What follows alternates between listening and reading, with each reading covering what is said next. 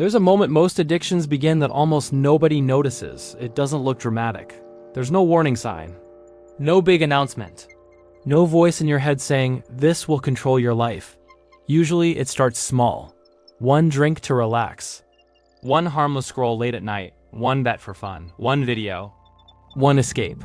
And because it feels small, your brain labels it as safe. That's how addiction enters, quietly, not as destruction, but as relief. That's what makes it dangerous. Most people think addiction is about bad habits or weak self-control. They imagine addiction as something obvious, something extreme, someone completely out of control. But psychology shows something different.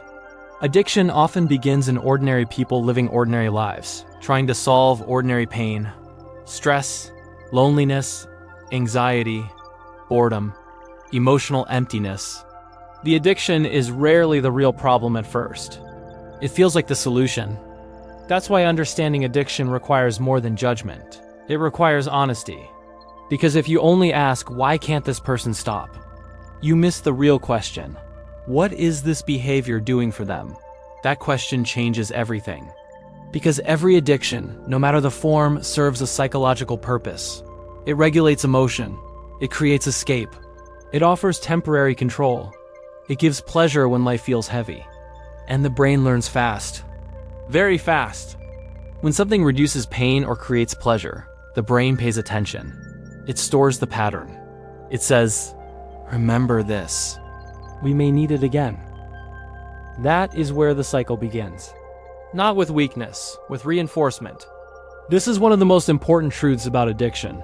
People usually don't become addicted to the thing itself. They become addicted to what the thing does to them. The feeling, the relief, the silence, the distraction, the temporary peace. That's why different addictions often come from the same emotional place: alcohol, gaming, social media, pornography, food, shopping, work, validation, different behaviors. Same psychological mechanism. Your brain finds something that changes your emotional state quickly. And once it works, it wants repetition. This process is heavily connected to dopamine. And dopamine is often misunderstood. People call it the pleasure chemical, but that's incomplete. Dopamine is more about anticipation than pleasure. It drives pursuit. It says, "Do that again." It creates motivation toward reward. That's why addiction is not just about enjoying something. It's about craving it. Sometimes even when you no longer enjoy it. That's when addiction becomes frightening. When the person says, "I don't even like this anymore, but I still do it." That's not irrational. That's conditioning. The brain has learned that this behavior equals relief. And under stress, tiredness, or emotional pain, it returns to what feels familiar. Even if that familiar thing is destroying you. This is why addiction is so frustrating. Because from the outside, the answer seems simple. Just stop. But addiction is not just a decision problem. It's a nervous system problem. It's emotional, behavioral, neurological, and often deeply personal. Let's take a simple example. Someone has a hard day. They feel anxious, rejected, or exhausted. They drink. The drink creates relief. The brain records the connection. Pain gives alcohol, gives relief, repeat that enough times. And the brain builds a shortcut. Eventually, the emotional pain itself becomes a trigger. No conscious thought needed. The body remembers before the mind does. That's why cravings can feel automatic. You're not always choosing. Sometimes you're reacting. And that reaction gets stronger when life gets harder. Because addiction grows best in emotional chaos. People rarely become addicted during peace. Addiction thrives in stress, in isolation, in unresolved pain, in environments where emotional regulation was never learned. This is why many addictions are not really about pleasure. They're about survival, not physical survival, psychological survival. A person may know something is harming them, but if that thing is also the only way they know how to cope, the brain protects it. It defends it. It justifies it. It says, "I need this." And in that moment, it feels true. Because emotionally, it is. This is also why shame makes addiction worse. People think shame creates change. Sometimes it creates silence. A person feels guilty. They hate what they're doing. They promise themselves they'll stop. Then the guilt creates more emotional pain. And because they haven't learned another way to regulate that pain, they return to the addiction, relief, then shame, then repetition. That loop traps millions of people. Not because they don't care, because they're stuck inside a system that keeps feeding itself. And the more hidden the addiction is, the stronger shame becomes. Especially with addictions people don't talk about openly, the private ones. The ones people carry alone. The addictions that happen in silence. Late at night, behind screens, behind smiles, behind "I'm fine." That isolation makes everything worse. Because addiction grows in secrecy, it becomes stronger when it has no light on it. And many people spend years trying to fight it alone. Not because they want to, because they're afraid of being seen, afraid of judgment, afraid that if people knew the truth, they would be reduced to that one weakness. But addiction does not define intelligence or worth or character. Some of the smartest people you know are fighting something quietly. That matters. Because healing starts the moment the person stops seeing themselves as broken and starts understanding the system they're inside. Not excusing it, understanding it. There's another psychological truth most people ignore. Addiction often attaches itself to identity. A person stops saying, "I have a problem," and starts saying, "This is just who I am." That shift is dangerous. Because identity shapes behavior. If someone believes they are hopeless, weak, or permanently addicted, the brain begins acting in alignment with that belief. That's why recovery is not only about removing a behavior. It's about rebuilding identity. It's about changing the internal story. From, "I'm the kind of person who always fails," to, "I'm someone learning control." That sounds small. It isn't. Because behavior follows belief more than motivation. And motivation is unreliable. Identity is stronger. But before recovery can happen, there has to be awareness. Real awareness. Not denial. Not excuses. Honest confrontation. That's one of the hardest parts. Because addiction is excellent at negotiation. It whispers things like, "It's not that bad. Other people are worse. I'll stop next week. This is the last time." And sometimes people believe those thoughts for years. Not because they're stupid. Because the brain protects what it depends on. Even when that dependency hurts.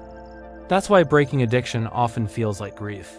You are not only losing a habit. You are losing your favorite escape. Your fastest comfort. Your emotional anesthetic. Of course that feels hard. Of course there's resistance. You are removing something your brain learned to trust, even if it was toxic. Especially if it was toxic. And this is where real change begins. Not in motivation, in truth. The moment someone says, "This is helping me survive, but it is also slowly destroying me," that moment matters. Because now the problem is visible. And once something is visible, it can be worked on. But not instantly. Addiction is not usually built in 1 week. It rarely disappears in 1 week either. Recovery is psychological reconstruction. It takes patience, awareness, relapses sometimes, learning, falling, trying again. Not perfection, progress. And the people who recover are rarely the people who try harder. They are usually the people who learn themselves more honestly. Because the goal is not just removing the addiction. It's building a life where the addiction is no longer needed. The hardest part about addiction is not the beginning. It's the moment you realize you are no longer choosing it freely.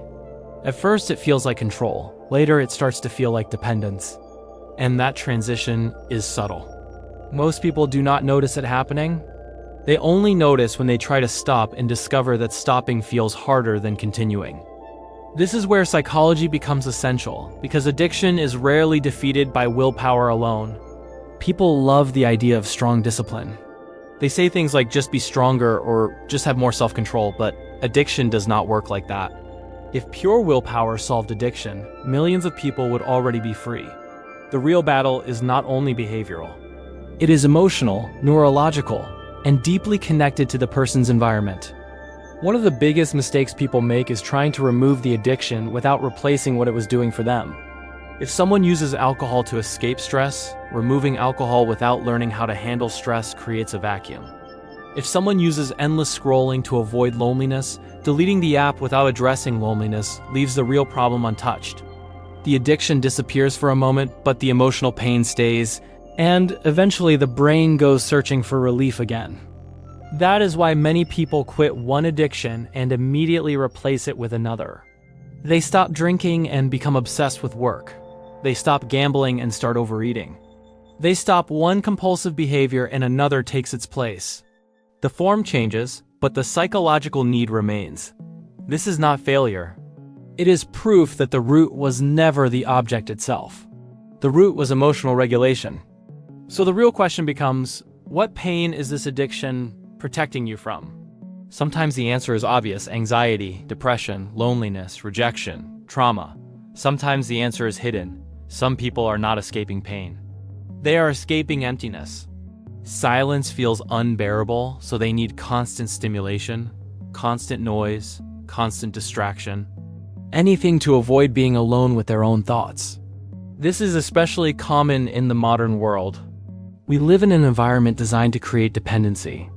Notifications, fast entertainment, instant rewards, endless content. Your brain is constantly being trained to seek stimulation. That makes self-control harder, not because people are weaker now, but because the environment is stronger. Addiction today does not always look like destruction. Sometimes it looks socially acceptable. Work addiction gets praised. Social media addiction gets normalized. Emotional dependency gets called love. That makes self-awareness even more important. You have to ask yourself uncomfortable questions. Why do I need this so much? Why does being without it feel like panic? Why do I keep returning to the same behavior, even when I know the consequences? Those questions are not meant to create shame. They are meant to create clarity. Another powerful truth is that addiction often survives through rituals. It is not only the substance or behavior, it is the routine around it, the place, the time, the emotional state, the trigger. A person may always drink at night after work. A person may always relapse when they feel rejected. A person may always binge when they are alone. These patterns matter because the brain learns associations. That means recovery often starts by identifying triggers, not just resisting urges. You need to know what opens the door. Is it boredom? Stress? Isolation? Specific people? Certain places? Fatigue? Once you understand the trigger, you stop fighting blindly. You start building strategy instead of relying on emotion. And strategy matters more than motivation. Motivation is temporary. Some days you feel strong. Other days you feel exhausted. If your recovery depends only on motivation, it becomes fragile. Strategy is stronger. Strategy means changing the environment, making relapse harder, making healthy behavior easier. It means creating friction for destructive habits and reducing friction for healthy ones. For example, if someone is trying to reduce alcohol, keeping alcohol easily available at home makes recovery harder. If someone is trying to stop doom scrolling at night, sleeping with the phone next to the pillow keeps the trigger alive. These things seem small, but psychology is often built on small repeated patterns, not giant dramatic decisions. There is also something important people misunderstand about relapse. Relapse does not mean failure. It means information. It means something in the system still needs attention. Shame turns relapse into identity. Growth turns relapse into feedback. One says, I failed again, so I am hopeless. The other says, something triggered this. I need to understand it. That difference changes everything. People who recover successfully are not always the ones who never fall. They are often the ones who stop turning every fall into a final sentence. They learn how to stand up without turning one mistake into total surrender. That mindset is critical because addiction loves all or nothing thinking. I already ruined today, so I might as well keep going. That thought has destroyed more progress than most people realize. Recovery requires the opposite mindset. One bad moment does not erase progress. One mistake is still one mistake, not a new identity. You do not need perfection. You need consistency. You need honesty. You need repetition. Support also matters more than pride. Many people stay trapped because they insist on fighting alone. They think asking for help means weakness. In reality, secrecy is often what keeps addiction alive. Addiction grows in silence. It becomes stronger in hidden places. Speaking honestly to someone trustworthy, whether it is a friend, therapist, mentor, or support group, breaks part of that power immediately. Psychology shows that human beings regulate emotions through connection. Isolation increases vulnerability. Connection creates stability. That does not mean everyone needs the same kind of support, but nobody heals well inside total secrecy. Even the strongest people need mirrors sometimes. Someone who can say, "I see what you're going through, and you are not alone." And maybe the most difficult part of all is patience. People want fast transformation. They want to wake up one day and feel completely free. But addiction recovery often feels slow, almost invisible. Small victories, quiet discipline, uncomfortable repetition, saying no when nobody is watching, choosing discomfort now so your future becomes lighter. That process can feel frustrating because it lacks drama. But real recovery is often boring before it becomes powerful. It is not a movie scene. It is daily behavior. Repeated enough times, those small choices become a new identity. Eventually, the goal stops being, "I'm trying not to relapse." It becomes, "This is no longer who I am." That shift takes time, but it is possible. And it begins the moment you stop asking only how to quit and start asking how to build a life that no longer needs the addiction.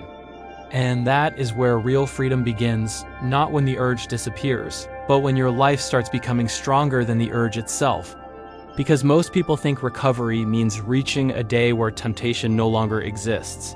That is not usually how it works. Temptation can still appear. Memories can still return. Stress can still trigger old patterns. The difference is that now you respond differently. The goal is not to become someone who never feels the pull of addiction. The goal is to become someone who no longer obeys it automatically. That requires rebuilding trust with yourself. Addiction damages self-trust because it creates a cycle of promises and disappointments. "I'll stop tomorrow. This is the last time. I promise I'm done." After enough broken promises, the person stops believing themselves. And once self-trust is damaged, confidence disappears with it. This is why recovery should not begin with giant promises. It should begin with small proof. Small actions that show your brain you're serious. Keeping one promise, then another. Waking up when you said you would. Leaving the environment that triggers you, saying no once, then again. Confidence is not built by motivation speeches. It is built by evidence. Your brain believes what you repeatedly show it. That is also why routines matter so much in recovery. Chaos feeds addiction. Structure protects against it. A person with no routine is more vulnerable to emotional impulsiveness. Late nights, boredom, lack of sleep, emotional exhaustion, these create perfect conditions for relapse. A stable routine does not solve everything, but it creates resistance against destructive patterns. Sleep matters, exercise matters, food matters, movement matters. People underestimate these basics because they sound too simple, but psychology and neuroscience both show that emotional regulation becomes harder when the body is neglected. A tired brain makes weaker decisions. An overstressed nervous system looks for fast relief. Sometimes what feels like a moral failure is actually exhaustion. This is why healing from addiction is not only about removing bad habits. It is about building a stronger physical and emotional foundation. You're not just quitting something. You are rebuilding yourself. Another thing people need to hear is this. You must be careful with the story you tell yourself. If every time you fail you say, "I'm weak," your brain learns weakness. If every time you struggle you say, "I'm broken," your mind starts protecting that identity. Language matters. Internal dialogue matters. I'm not saying you should lie to yourself. I'm saying you should stop becoming your own worst enemy. There is a difference between honesty and self-destruction. Honesty says, "I have a problem and I need to face it." Self-destruction says, "I have a problem, therefore I am the problem." Those are not the same thing. One creates responsibility. The other creates hopelessness. And hopelessness is dangerous because hopeless people stop trying. That is why psychology often focuses on self-compassion. Not because it sounds soft, but because it works. People change better when they feel responsible, not when they feel worthless. Shame can create urgency, but it rarely creates sustainable healing. Understanding creates action. Compassion creates endurance. Now let's talk about one uncomfortable truth. Sometimes addiction survives because part of you still wants it. People do not like hearing that, but it matters. There is often an internal conflict. One part of you wants freedom. Another part still wants relief. One side wants health. The other remembers comfort. Recovery becomes difficult when people pretend that second part does not exist. You have to be honest about both sides. Yes, you want to quit. But yes, part of you also misses what the addiction gives. That honesty is powerful because now you are dealing with reality instead of pretending. Recovery becomes stronger when you stop saying, I should not feel this, and start saying, I do feel this and I still choose differently.